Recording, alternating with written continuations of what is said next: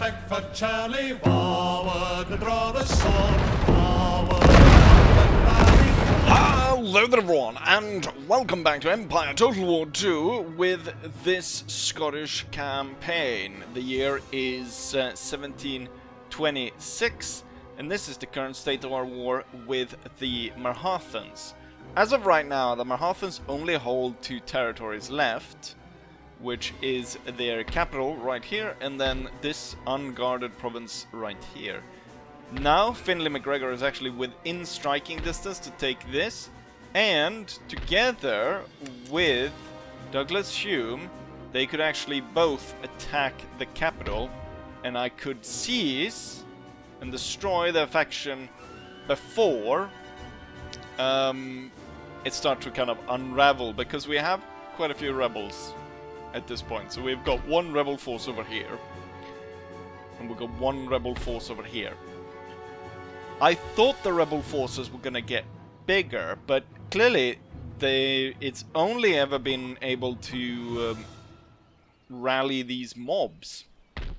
So we got a number of just peasants being brought to battle against us, or trying to reconquer these provinces. So I would assume that I'm gonna blame the taxes. Actually, I'm going to blame the taxes. Or blame the taxes, I should credit the taxes, because I am taxing the Indian nobles very low. And I think that's why there's no great interest from the Indian nobles to retake their provinces. And with that, of course, we do see that the lower classes, they also have low taxes, but I think the lower classes have different priorities besides just taxes. I think they can be instilled by a rogue like this man right here, and the rogue right here can be instilled to act out on you know, a number of different ideas, just inspired by these rogue gentlemen. I'm going to destroy the Marathas this time around, and I'm going to do it this way. Oh, so this becomes the main fight, which I was not expecting at all, because this force right here gets reinforced by the capital. Very interesting fight. So I am outnumbered by about 3,000 men, and most of the enemy army is actually going to turn up behind me, which is going to be interesting to set up. Because with this, I'll capture this town, but as well, I have a chance to absolutely eviscerate the troops holding the capital region, which makes it, for when Douglas Hume comes in to attack it, he should be able to just sweep right through it. So even though I haven't planned it, this battle will hopefully kind of lead to a masterstroke, where I basically finish it all right here and right now with Finlay MacGregor's army. Given, though, that I am able to destroy the enemy force, an enemy force which outnumber me by 2,400 men roughly, now when I take a closer look at it, rather than 3,000. They have a lot of elephants, but not a lot of cavalry. They have not been able to re-recruit those massive cavalry forces that we've had so much problem with fighting here in India. And I think it's because when we took, now obviously this is the Mughals, but we've taken a lot of the provinces that had these horse breeders. Hindustan had 2 of these, and I imagine just through taking all the other provinces here and reducing the amount of money the central government has. They simply don't have the money to raise cavalry. Also, again, perhaps the nobles are probably the ones raising the cavalry, and seeing as though they're not raising a fight behind enemy lines against me with the rebel forces, it's safe to say that we're gonna have no bigger issues subduing the Indians at this point, because we have local support. And it's gonna be, you know, it's gonna be an extra twist with the fact that I have an army almost entirely comprised of Indians doing the final blow. I don't think I've ever talked this much before a battle. So, you know what? Let's go ahead and get straight to it, shall we? And win this battle. And here's the battlefield. The enemy that is holding the town is situated right over here. And I'm thinking that the enemy is going to come somewhere behind us here. This road seemingly leads to the enemy's capital. I deployed all the cavalry towards this side, plus 2 brigades of 4 units each. That's going to move through and try and destroy these. While in defense, I've got, I think, a total of 6 units down here, and then a 4-unit brigade with the 2 elephants up front on this side. Plus I've put 2 of the batteries here, with 1 of the batteries facing this way. With that said, we're going to go ahead and start. And this force is far behind the town, actually, and is not posing much of a threat. The interesting thing is where the enemy is going to turn up. And they turn up right there. I'm going to tell the larger elephant unit to hold fire, and then I'm going to get my sepoys to come around here. I didn't figure they would end up this close. I'm going to get 3 units to come down there. And then these will go up in support there. The enemy over here is so far away that it's I think I can hold this with just the cavalry if they turn up. There's supposed to be 2,000 men on that side. Clearly, those 2,000 men are hiding somewhere, because I can't see a lot of it.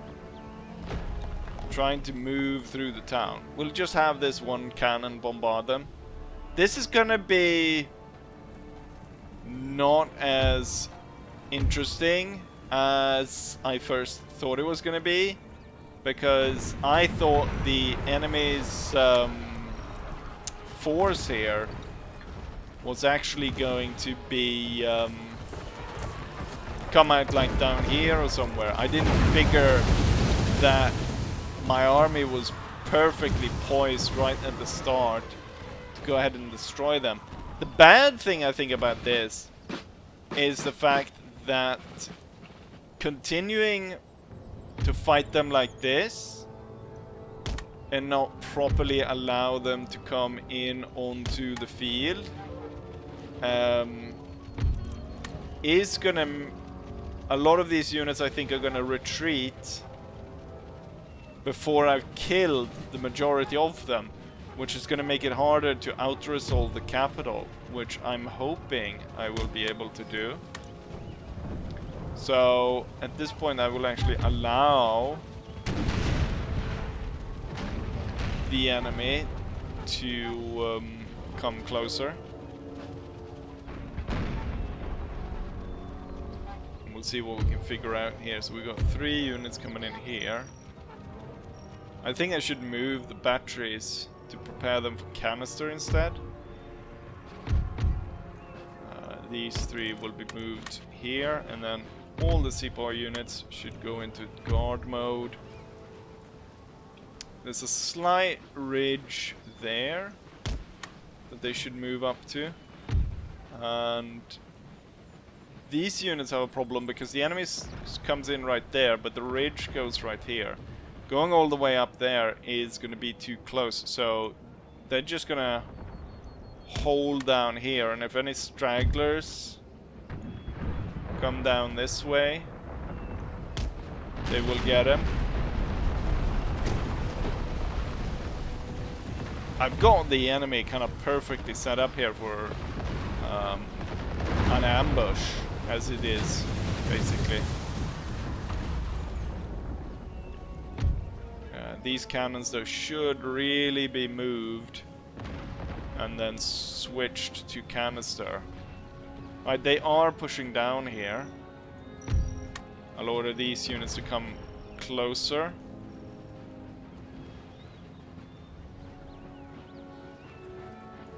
And then I think the elephants have quite a bit of fire, so the enemy here now is starting to close in. But not too bad as of yet.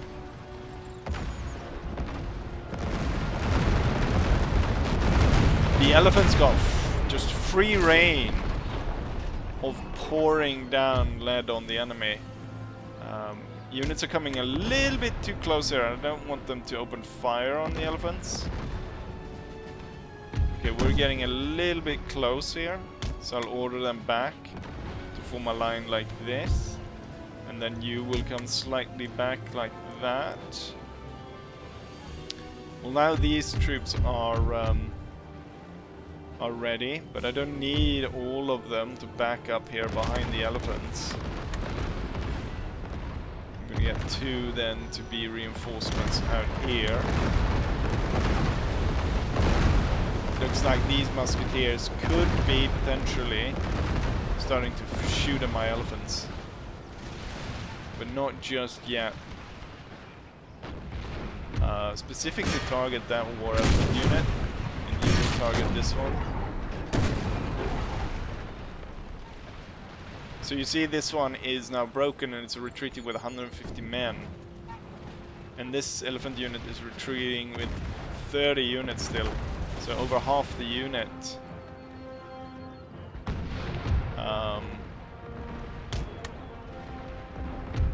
We are preparing the cavalry to storm forward and get rid of that side of the enemy force.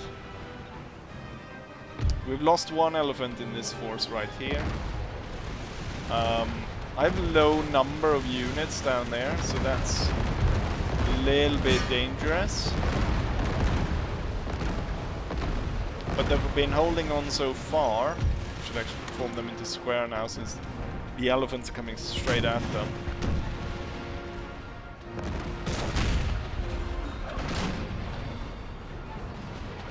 Right, the enemy units are really close.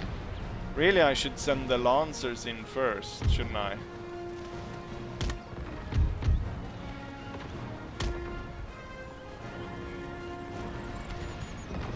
There's another unit that's retreating as 116 men. I'll tell the artillery to switch to canister right now. The square won the fight. However, I don't think they're going to be able to hold on their own here very much longer, so I'll order them to pull back.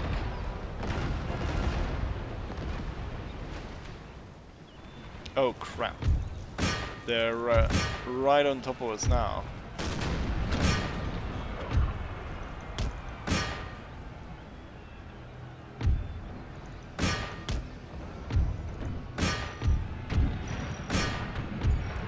This artillery piece will now be moved to take part on this side. A lot more enemy units are able to come onto the field on this side. And I feel I have to give ground here because there's a concentration of enemy troops here. Quite a big one. Right, we broke a lot of these fairly easily. Let's see, I probably should put the piece down here if I can get it into that spot. Currently these are firing canister. I wonder, can I put the elephants, or could I put these units ahead of the elephants? And would the elephants still be able to fire? I think they would, wouldn't they? So that would protect the elephants from fire, and they would be able to still rain down fire upon the enemy.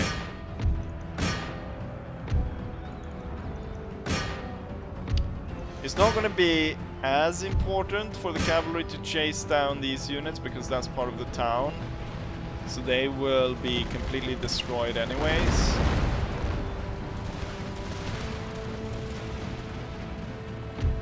Let's see, I've ordered this one to speed forward as fast as it can.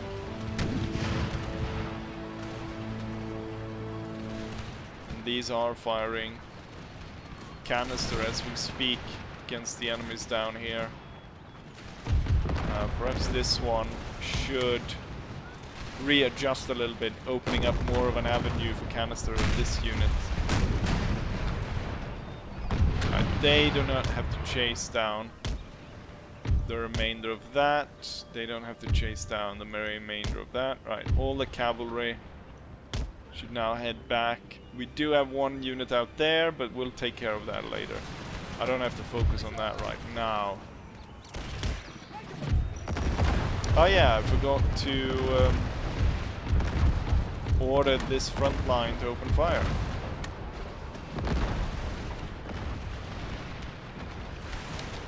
We need to swing up this and support, fire these guys into their back.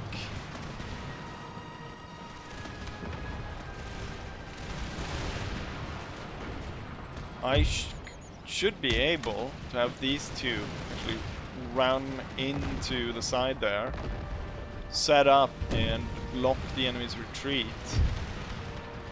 And these two cavalry units should be able to do the same here and make sure that not as many enemy units manage to get out of there. And with this one about to get defeated, I can move up more of the my troops here.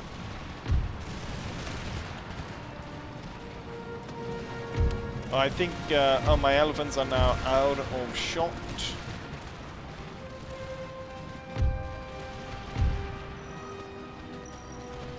This gun is ready to set up. Let's have the cavalry rush forward, and then these three units will be moved next to the battery, trying to avoid that fire. These guns should be firing canister this way.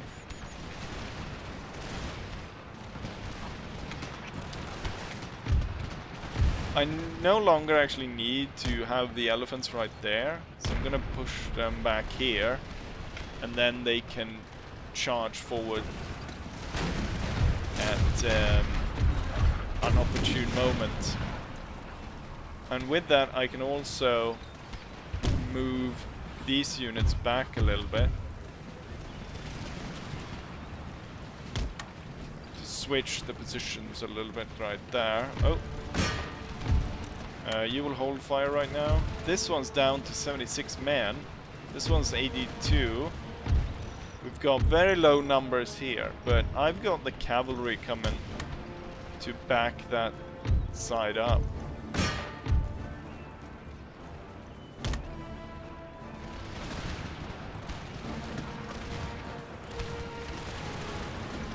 Didn't I order you to fall back? I guess I missed you in this order. There we go.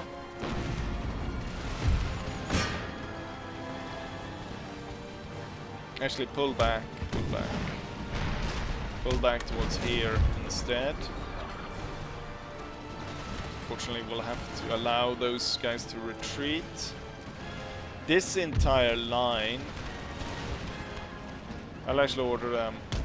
They've lost so many men, I'm gonna pull them back, and then I'm gonna order the cavalry to rush forward here. Let's see if I can get the elephants to speed up a little bit and end up over here. And then more cavalry behind this way. I want this battery to fire one more round of shots towards the enemy before I order in the cavalry, and I specifically want them to tear this unit apart, which is setting up so nicely in front of my units. Well, they were anyways. They are starting to move the guns to face this. This battery did really well against them.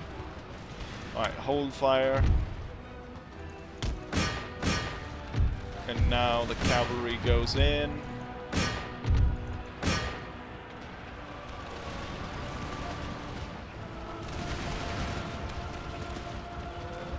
And perhaps at this point I should order these guys to retreat as well. Have the elephants move in there. And then these two will move to the side. And allow the cavalry to come up through here. Alright, the cavalry is rushing and getting rid of these. This cannon should hold fire, of course.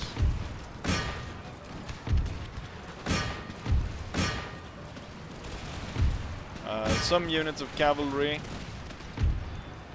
are not doing so hot. The elephants are going in. Now the cavalry is going in here. Rush back and switch towards these units that are holding out in the center, and then this very thin line of sepoys will move up again.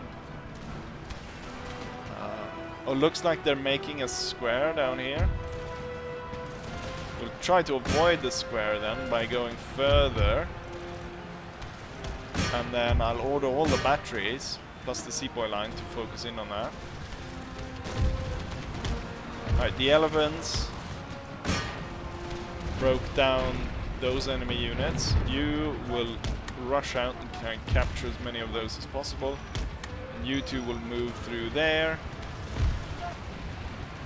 Cavalry force is getting rid of all of this. This unit was now broken through the concentration of canister. We're sending 2 units to deal with that. I think I've probably selected more units.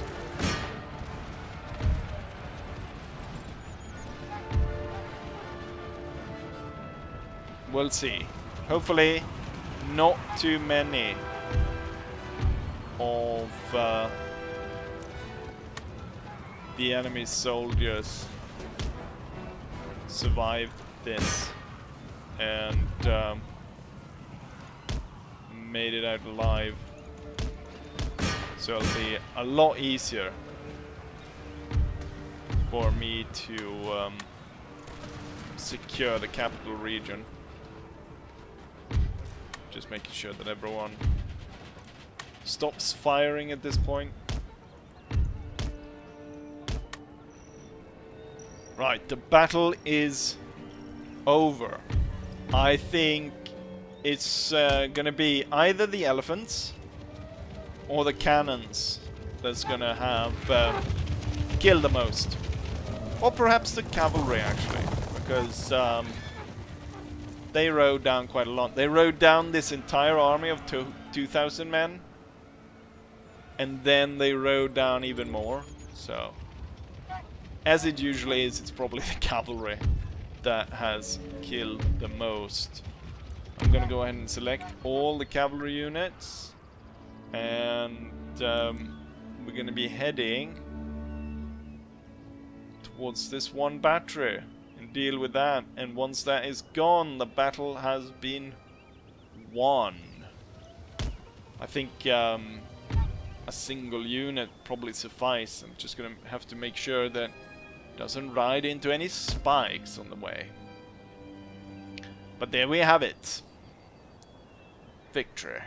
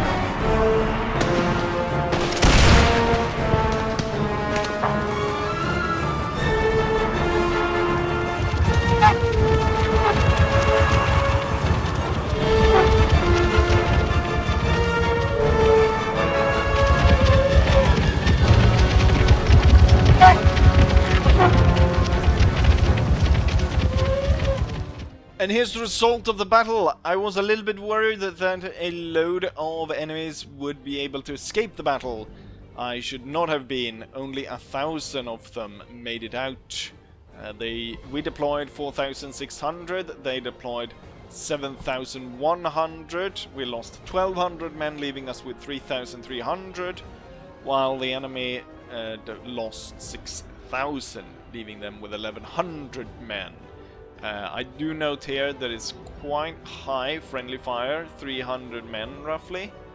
But that's no surprise, since I imagine these elephants, mortar elephants in the cannons, and cavalry riding through friendly units and so on, probably killed a few men.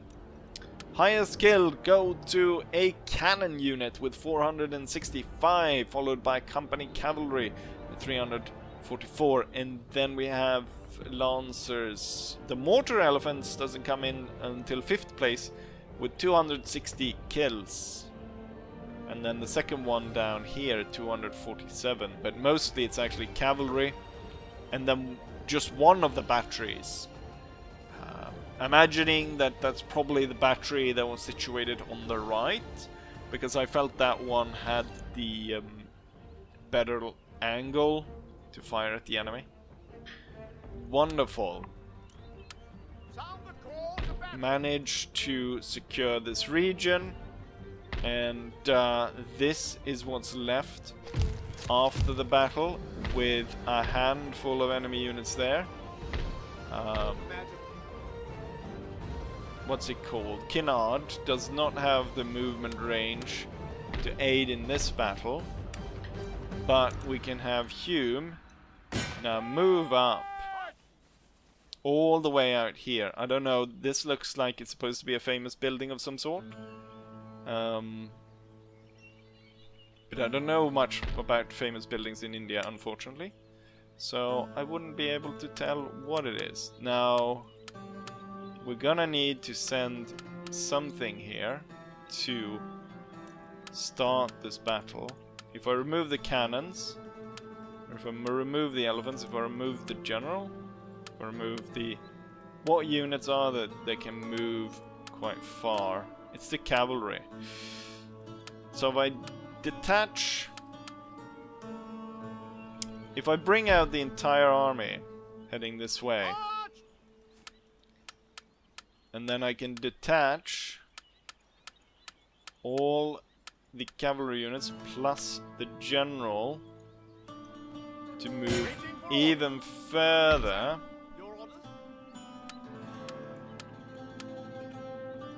then the cavalry from this army, from Hume's army, should be able to make the last jump up to the to the enemy town. Is it the general that's slowing you down? It's the heavy cavalry. So the general plus these. Oh, we're inching forward. Right, so the Highland cavalry.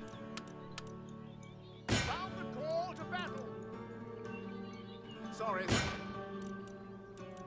The general can definitely move the last bit. Do that. Ready and waiting for all. And there we started. So the general alone... Oh, they actually have quite a lot of troops here.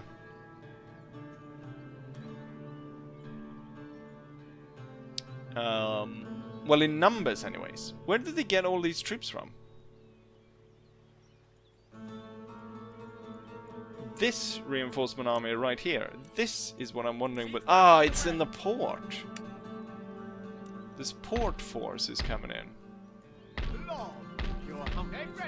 It's better than the general moves back. Unfortunately, then, my plan to end the enemy in that last... If I could get a unit from this side, perhaps, to start the battle,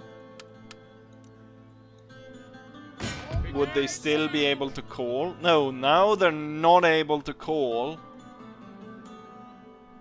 on their reinforcements. I will have 10,000 men.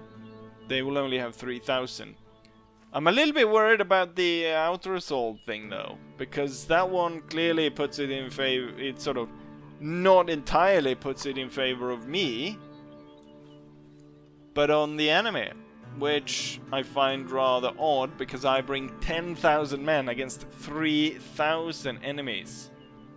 Should be an easy enough fight, so I wonder how that works out. I'm going to save. I'm going to test out resolving, and hopefully it goes our way. Otherwise, I feel like I'm having to fight a battle that I shouldn't have to fight, because they have so little left, and it's an unreasonable amount of strength on this meter for them, for some reason. I outnumber them. There's 3 men for every one of theirs. I have 3 guys. Plus, I have then 6 batteries. I've got tons of horses, tons of infantry. Everything is better than theirs. They've got nothing on me, so I don't know why, but yeah, enough about that. And it is a victory! I lose 1,000 men. Doesn't seem like any company units were destroyed. These armies do lack one slot, so nothing there, and seemingly nothing important out of this army, nothing important here, no general or anything died, units remaining, general staff, the batteries, 2 company cavalry, down to 29, but that seems to be about it. So where was the company? Yeah, so no unit actually destroyed, and it went my way. And with that, the Marathan faction is destroyed. Perhaps I should have fought against this guy right here, because we fought against that guy twice. That general right here. But I felt like if I was gonna fight him again, perhaps I would end up in a situation kinda like I did here, and I wouldn't be able to sort of play or end the enemies in this episode, which I really wanted to. Right, so now all of India is mine. Mine and mine alone. And even though I have the lowest tax rate on everything, everywhere, I still make 38,000. I still make 38,000 per turn, even though I have such low tax.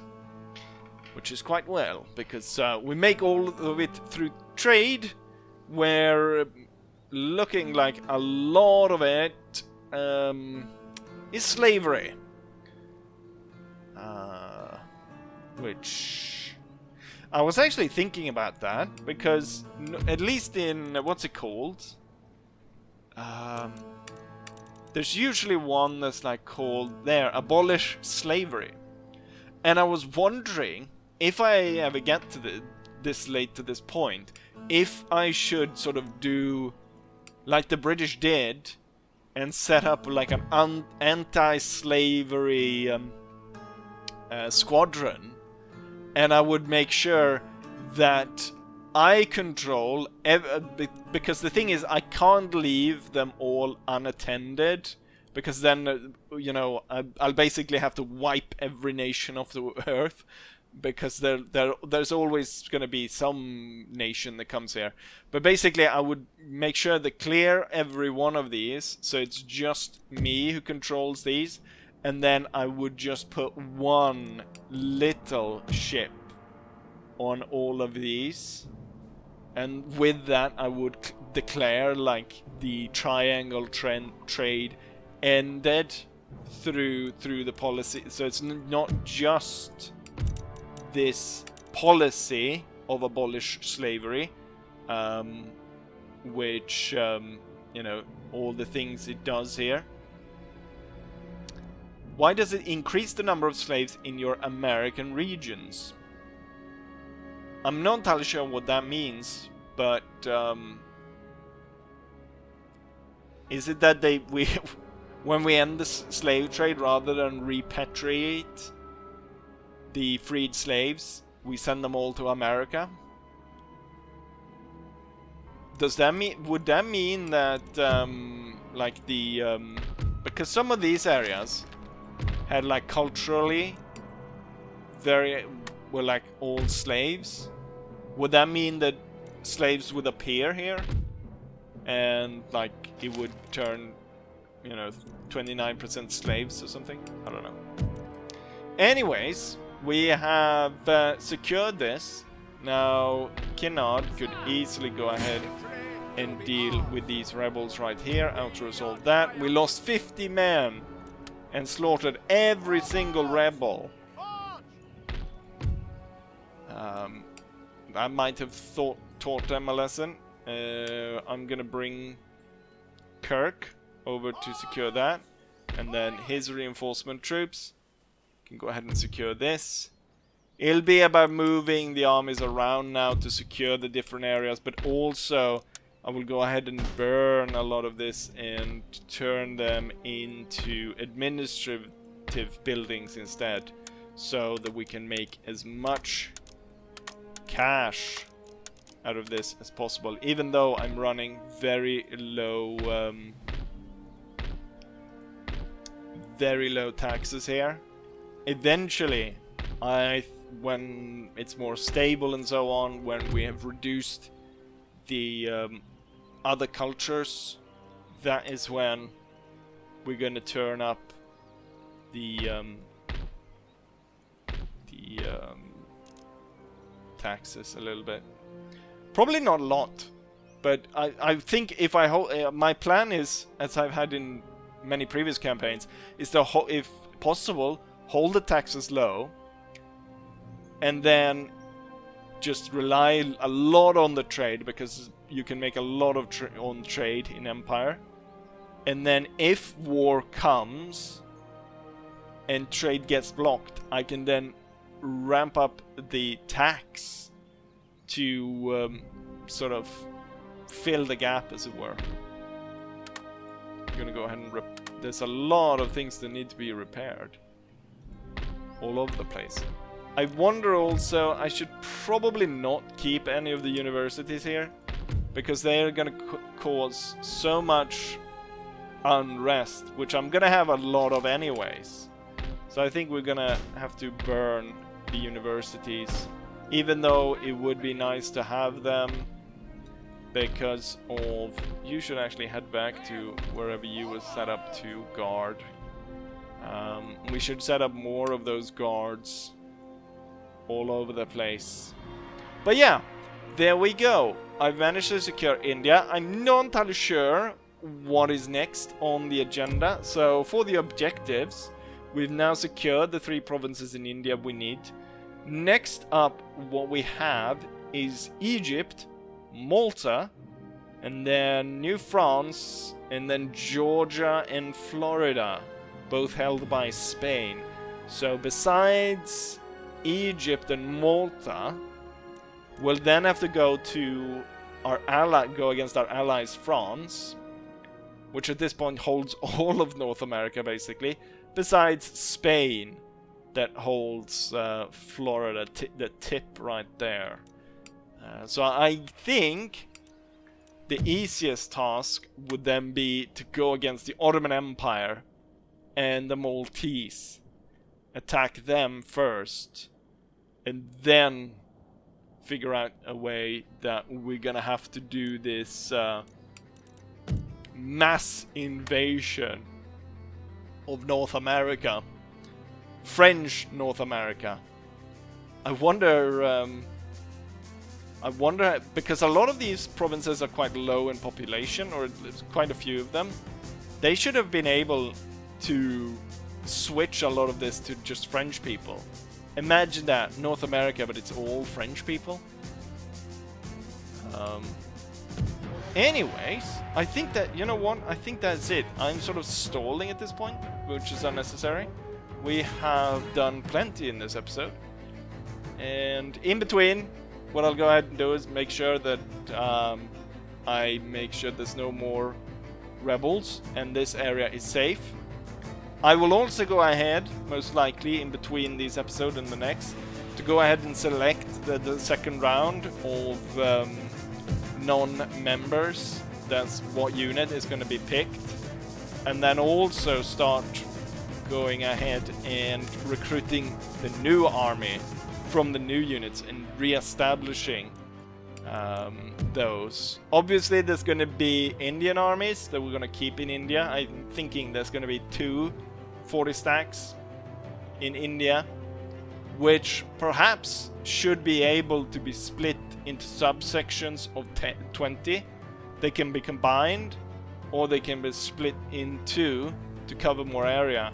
So I could have 420 or 240 to guard India, while all the regular troops would be heading back to Scotland, refit. There's a number of units that need to be upgraded, mostly among the Highland Warriors, because those need to be phased out at this point. And then the Superior Line Infantry and all these other units that needs to be upgraded at this point to the new units. because we've reached this new level. I think they hold their 90, so they've got the same amount of range as the old troops. However, now they have a starting accuracy of 40, most of these.